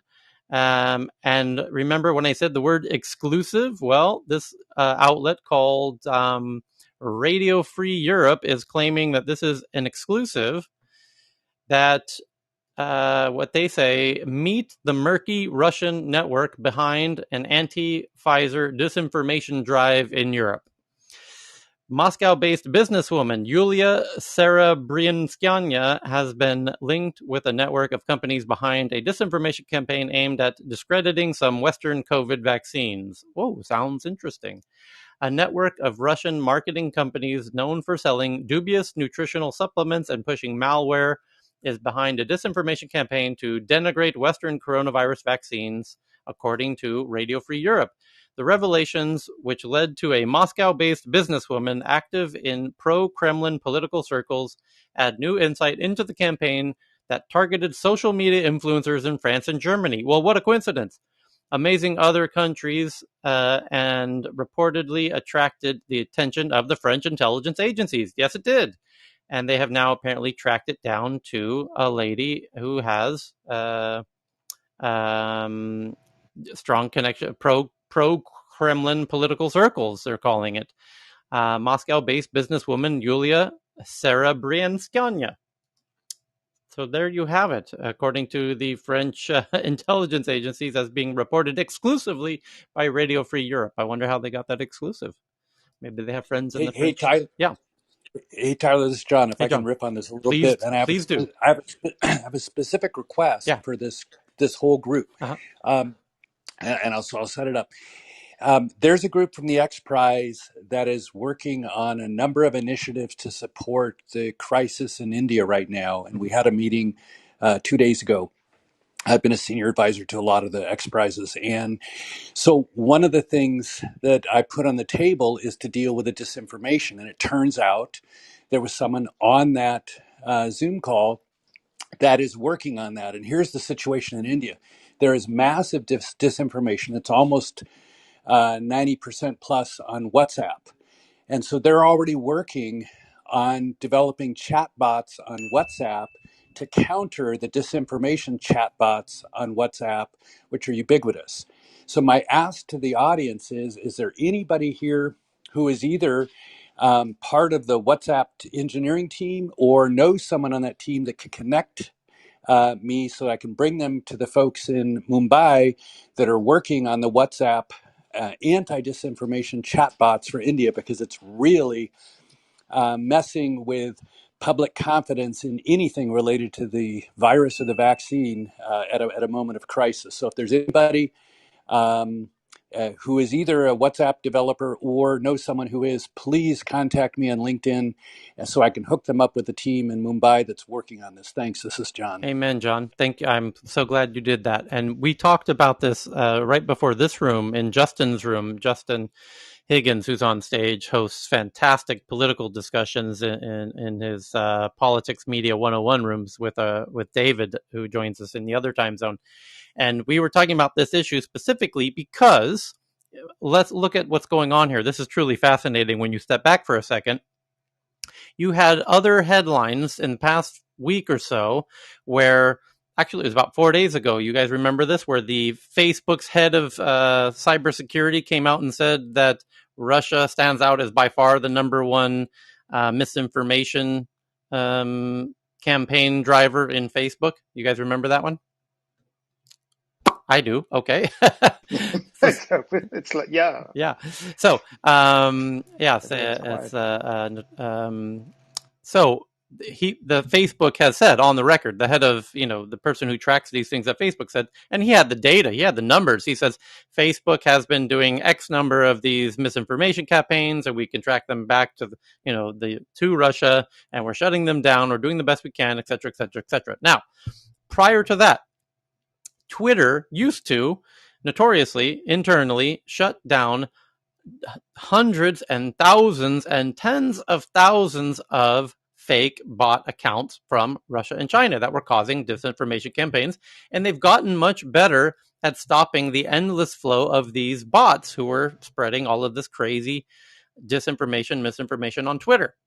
And Facebook, this gentleman who made that headline 4 days ago, clearly they are working around the clock, day and night, to stop all of these bot accounts on Facebook, because you have to create an account, a fake account for a fake person on Twitter and Facebook. And they get pretty good at tracking the IP addresses, even though they're using VPNs, and the phone numbers they use. And there's similarities and patterns to the software they're using to create these bot armies that are spreading all of this massive waves of disinformation and misinformation. And they're getting quite good, honestly, Facebook and Twitter, at stopping that. And they need to. They really want to stop that because they realize it's causing real problems in America, amongst other places, right? So, in fact, the head of the FBI in the US came out and said, this is one of the biggest problems, is all this misinformation on the social networks, just for context. And the UK's head of the intelligence said the same.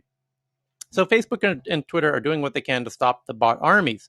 And they are. They're getting far better at doing it. And that is forcing these Russia and China and these other bad state actors to find other places to spread this crazy information.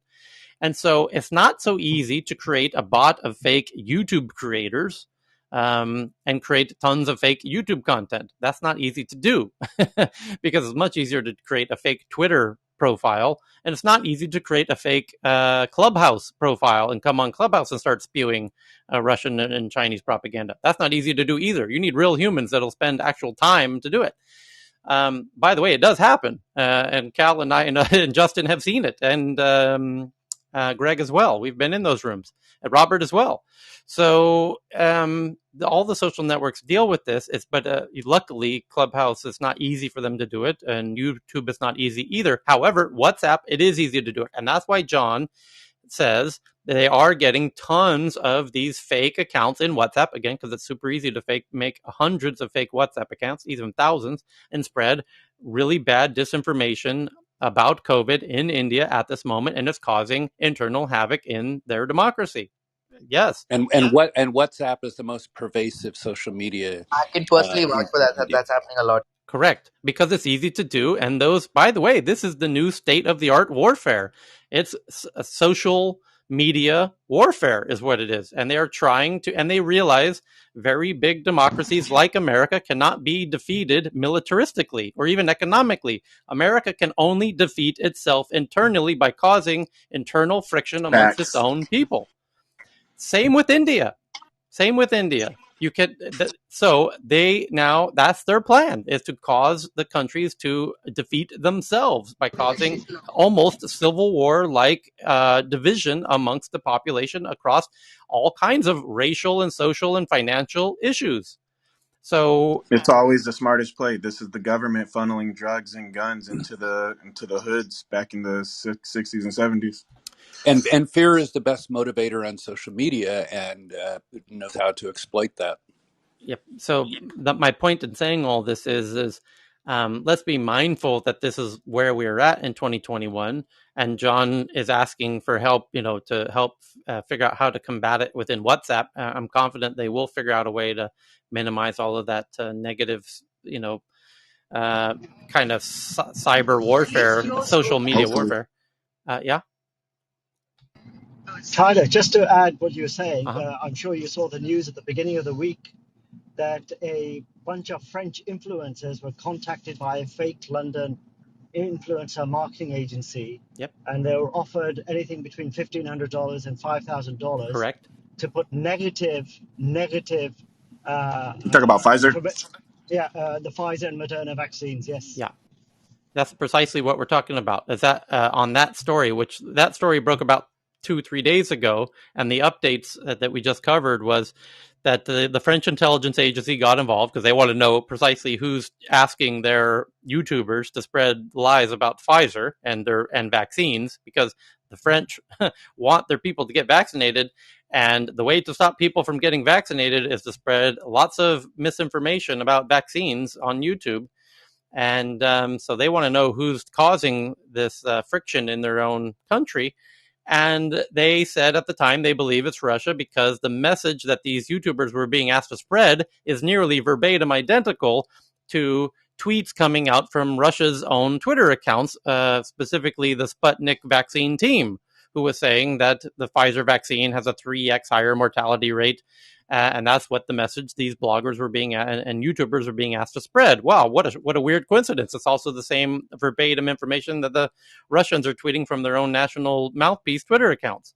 What a surprise. So the French intelligence community already had a kind of a lead on this. And now, Tan, just so you're up to speed, it was revealed just a few hours ago by Radio Free Europe that they've even named, and there's even a photo, and I just tweeted it out from the Tech News Around the World Twitter account. You can see the name and the face of the lady that the French intelligence are now accusing as being the source of these shady campaigns. Her name is Yulia Serebryanskaya, and her pro-Kremlin connections, and they say meet them. It's a dress rehearsal. This is so obvious, but it's a dress rehearsal. We should keep our radar up on that. It's a cheap way. Great point, whoever said that, which is this kind of... That was Robert. Robert, thank you. This kind of stuff, we're only on chapter 1. This is going to get far worse before it gets better.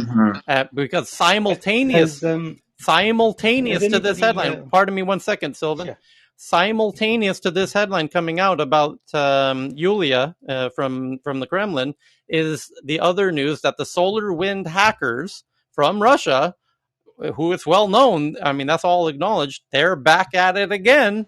They're in the headlines again today, hacking into the U.S. systems yet again today, which we talked about in Justin's room. So they have a plan, and the problem will continue to get worse in the near term until we start coming up with very real solutions, which are not so clear at the moment. But it's an important issue to watch. But no doubt there will be headlines ongoing in the days and weeks to come that we will continue to track here. Sorry, go ahead, Sylvan. So I think, Tyler...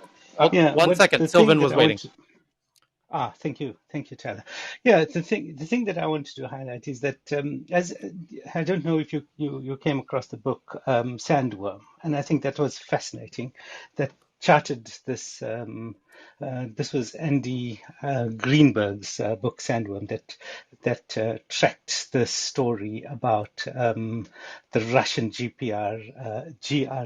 hacking team, and it was an extremely worrying event. And remember when they brought down the entire Ukraine power station, and of course, when Cambridge Analytica, for instance, started using or rather the Russians started using the research from Cambridge Analytica in ways that we never thought was possible. Right. Well, they also tend to get very active during elections, not just in the U.S., but all around Moldova, Romania, etc.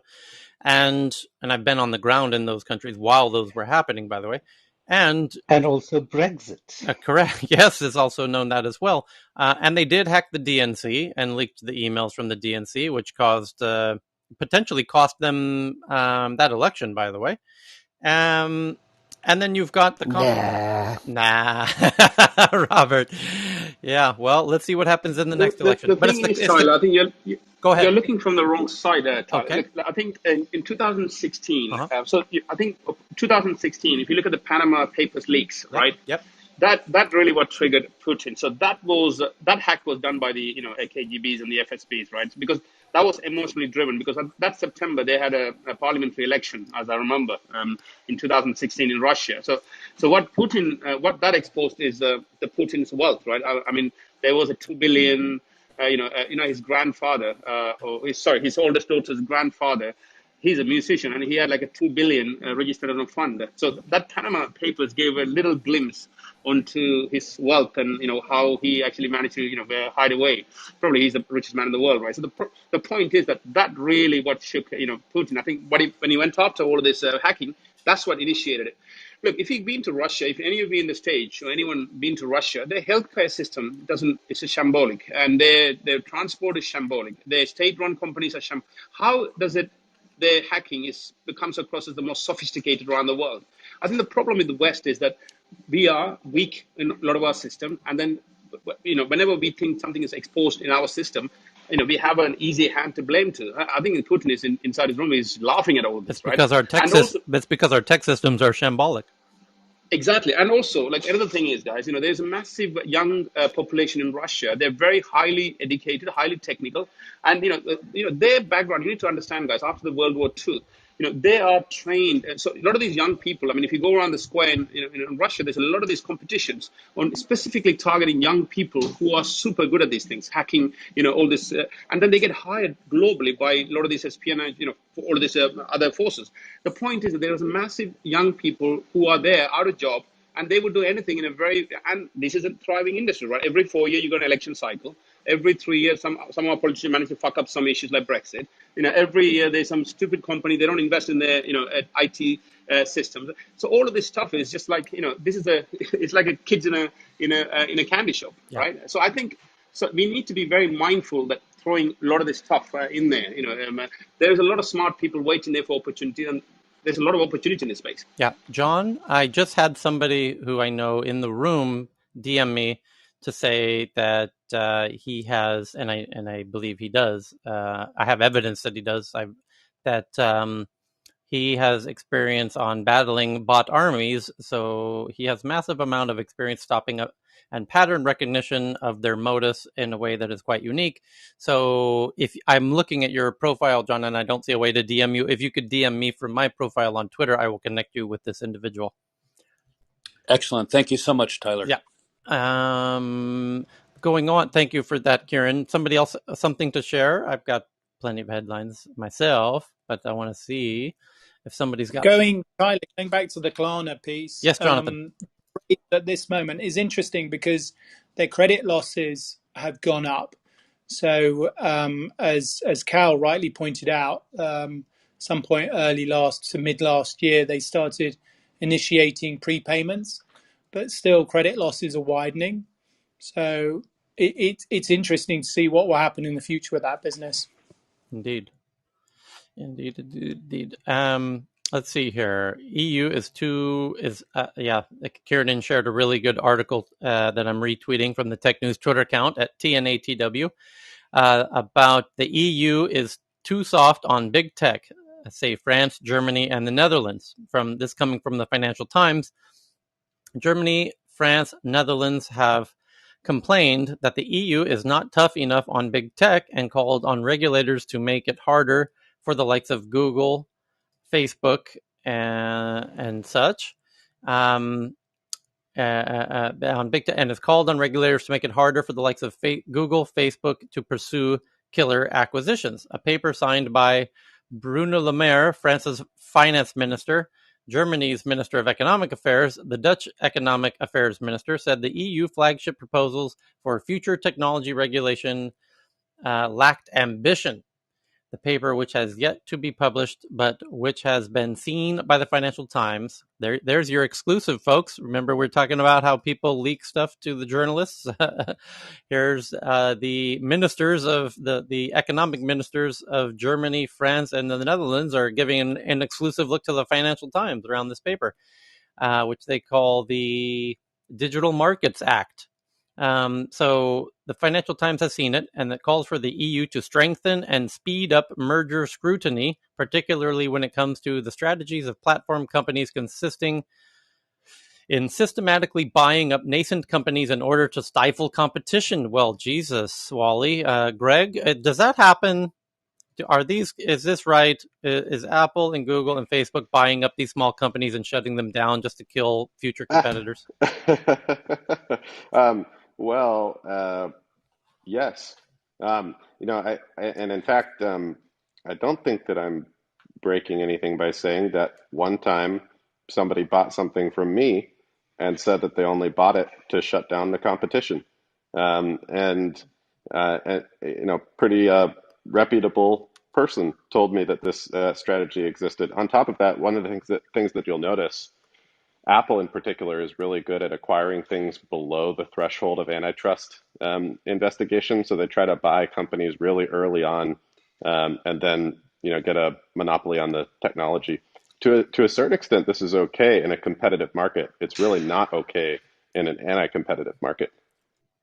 Yep. And Tyler, there's another interesting thing that it ties in what's going on and how certain countries are. So there's a news from Sri Lanka. So I thought it was very interesting. So what happened is in Sri Lanka, China. I don't know if you guys remember, about 5 years ago, China took a 99-year lease on the country, and they reclaimed the land around 270 hectares from the ocean. And what they've done is they called it the port city. So it's basically you're talking about a kind of a not size of Singapore, but half of Singapore. Reclaimed land from in the ocean, and they're turning into this kind of a smart city, right? So basically, they want that hub. So basically, even if you're born in Sri Lanka, you need to cross a bridge in order to go into a city. So that would be run by China pretty much, right? So they invested $15 billion. And yesterday on the parliament, a few days ago, there's something passed on the parliament which gives any currency to be used in that city, port city. That's the first thing. And the second thing is, which I got from a WhatsApp, which I'm going to verify the source. Yesterday, Sri Lanka, just to tie to the WhatsApp story coming out of India, Sri Lanka Big Brother operation comes into effect from tomorrow, which was yesterday. It says the new communication rules for WhatsApp and WhatsApp calls and voice and video calls will be implemented from tomorrow. One is all the calls will be recorded, all call recording will be saved. WhatsApp, Facebook, Twitter, Instagram, all social media will be monitored. Your device will be connected to the ministry system. And then what they're saying is that when you send a WhatsApp message, if you get a 1 cross, it will say message sent. If it says 2 cross, it will say message reached. If there's a 2 blue cross, it says message read. If there's a 3 blue cross, it says the government took note of the message. If there's a 2 blue cross and a 1 red, the government can take action against you. And 1 blue and 2 red mean the government is sending you some information, so you need to reach out to the local police. And 3 red mean the government started proceeding against you, and you'll get a court summon soon. I mean, I don't know, man. I've been waiting for the NSA to send me that. So basically, so I'm going to check this. I mean, I'm reaching out to people. So that came into my WhatsApp. So there is, so Sri Lanka is pretty much.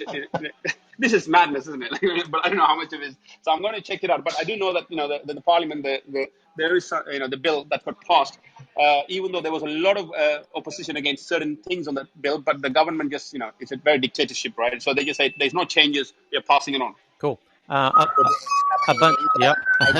X-Files. I got a bunch of headlines to jump into here.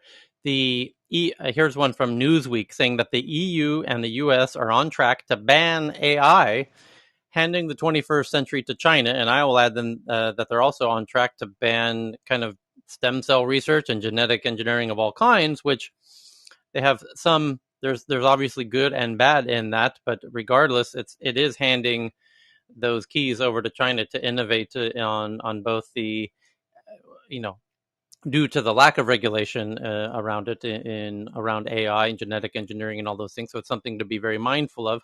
The Canada Post reveals that they were now hacked for their juicy data, which is being held ransom. Geez, there seems to be a little problem with these ransomware hacks going around the world. Have you noticed this lately, Cal?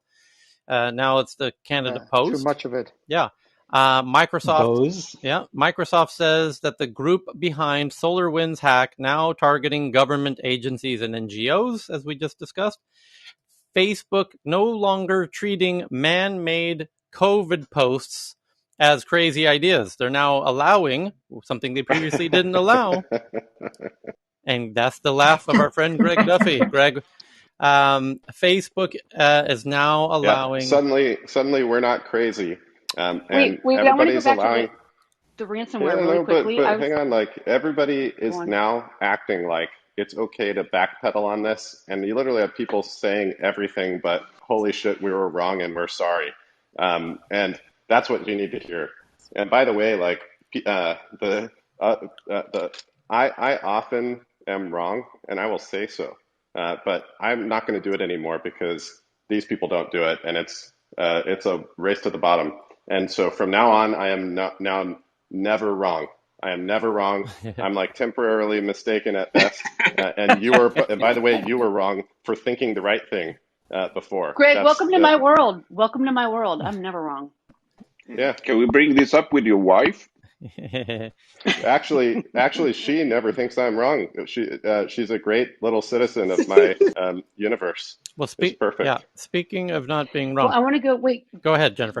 back to the ransomware. I was Okay. in one of the rooms yesterday that was like looking. They're on cybersecurity, like the A16Z cyber group, and they were looking at they're talking about all this stuff, and they said that there's two areas, and I can't remember the other one, but that are having hockey stick growth right now. One of them is the ransomware as a service industry. That's right. So I just find this hilarious. I still need to find out where my job is over there. But by the way, if anyone's interested, we're going to start a room tomorrow.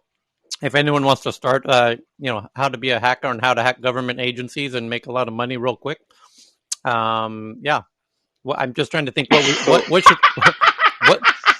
So last year, I'm going to make it RAAS contracts. I'll do the. Last year, Garmin was hacked by ransomware. Garmin, the GPS and aviation products company, they also make some wearables and things like that. They were hacked big time, and their entire business shut down. And it actually resulted in my helicopter staying in the shop for 9 months because we had just upgraded the panel to Garmin stuff. And the paperwork couldn't be done because their people couldn't log on to their computers for 9 months. So the economic damage of these things. Customer service. Yeah, those guys are. I mean, I'm not surprised. But Craig, how did you survive for 9 months without a helicopter, man? That's a tough problem. Oh, I have another one. Backups. That was just my backups. So Google. Redundant it's a tough life. It's a tough life. Google, some former Google employees, female employees, have now won kind of a preliminary decision that allows them to move forward with a class action suit of over 10,000 women who can now sue Google for gender bias with regard to their salaries. So it'll be very interesting to see how that decision comes out. Samsung is developing nearly $700 million worth of solar plants in Texas, probably next to Mr. Greg Duffy's helicopter hangar. Drones are now being used with live streams to catch poachers in Africa for rhinos and elephants and such things, which I think is truly amazing. Yeah, I think that's awesome. I know, I love that one. Yeah. Like basically, like if I could get free reign to just murder someone with my bare hands, it would be a rhino poacher. I would like look, I would pay $1 million right now if y'all would just let me strangle the life out of somebody that poaches rhinos. We could be the poachers. Can I go back to? Wait, can I say something about the Google one, Tyler? That just reminded me of the Google city in San Jose. And I did talk to someone at Google about it, and they said it's going to be like it's all the Sidewalk Labs stuff. So that's what they're going to be doing. Yeah, well, Sidewalk Labs is the team who tried to make it happen in Toronto, and that's the team who's responsible for building the smart city stuff for Google. They tried to get me to work on that stuff. Yeah. Hey, Tyler, about the drone thing, did you? I think I sent to you like some footage from Palestine where they're using drones for other kinds of reasons that are not as fine as rhinos, but I thought it was really, it was a revelation for me. There was a headline yesterday as well that the title was that the recent kind of troubles there between Israel and Palestine they called it was the first AI war, was the headline. The journalist decided to use the title, the first AI war. And they went on to say and demonstrate, apparently some of the Israeli military felt appropriate to reveal how much AI they're using in creating the decisions around which targets they were focusing on and whatnot, that it was AI-based. Very interesting and concerning use of technology, no doubt. Here's another interesting one. Japan doctor group today, and this was shared by Cheryl, that's a tongue twister, who's in Tokyo, and that Japanese doctor group warns that the Tokyo Olympics could cause a health crisis due to the pandemic, because they are seeing now another uptick in COVID there, with just 2 months to go before the scheduled Olympics, and the entire country is now debating whether to cancel them or go on as planned. Now, 80% of Japanese say they should cancel it. Masayoshi-san from Softbank came out 48 hours ago saying they should cancel it. And now, today, Japanese doctor group warns that this is a crazy, terrible, insane, stupid idea. You're going to get everybody infected with COVID. What the hell are you thinking? And that actually leads to the last article I want to jump into, which is, where did it go? This coming from CNN. As we said last time, CNN's reporting that big tech companies like Twitter and Facebook and WhatsApp are having a high-stakes standoff with India, as we've been reporting every day for the past week. And it's been a very fun week, I have to say. Happy Friday to everybody. What a fun week it was. And we've got a more fun week next week with the live stream, a keynote event with Mark Zuckerberg that we're going to watch together with friends from Facebook. Michelle will be in the room for that. And I'm going to hand it over to Victoria. You've got a room coming up right now around VR and AR, kind of on the Facebook live stream event that's coming up next week. What are you expecting out of the Facebook event next week? No doubt they're going to touch on VR because of their big Oculus plans for the future, yeah?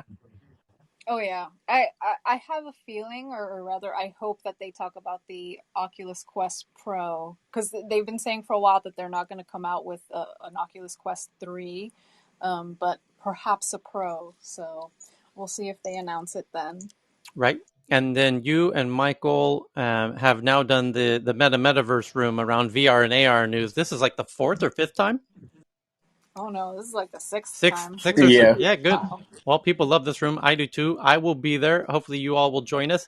And tomorrow being Saturday, we don't officially schedule Tech News Around the World on the weekends, although if there's news to report, we will join an unscheduled impromptu room tomorrow at some point to go through it. So do follow the room to get the only way to follow the club. You follow that and follow. Hey, Tyler. 1 second, Tina. Tyler. 1 second, guys. Do follow the Twitter account as well, because on the weekends, each weekend, we do try to test Tech News Around the World inside of Twitter Spaces, their version of Clubhouse.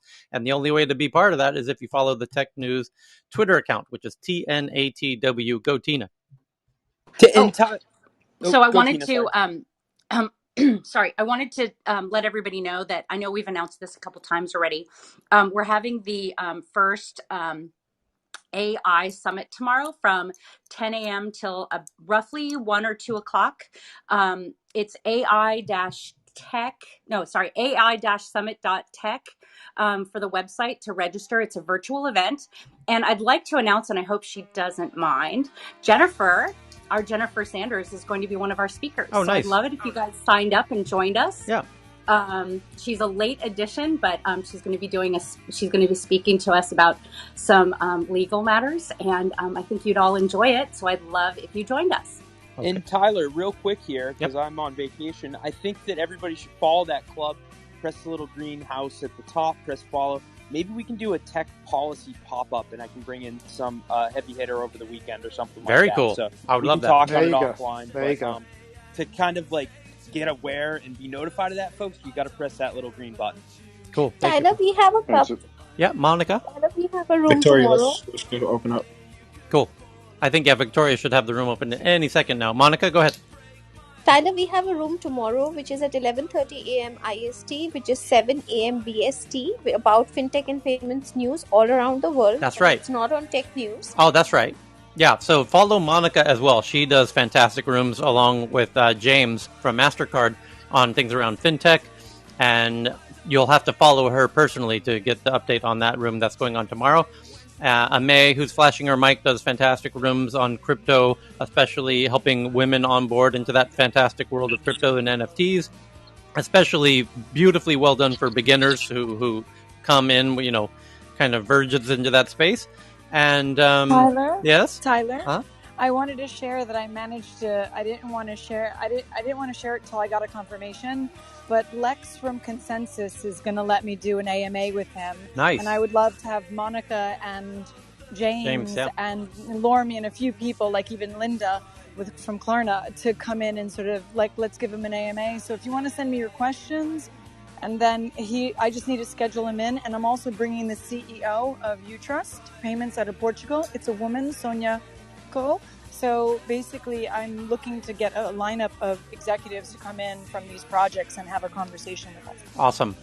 Awesome, guys. Well, have a fantastic weekend. Hopefully, we'll see you over the weekend.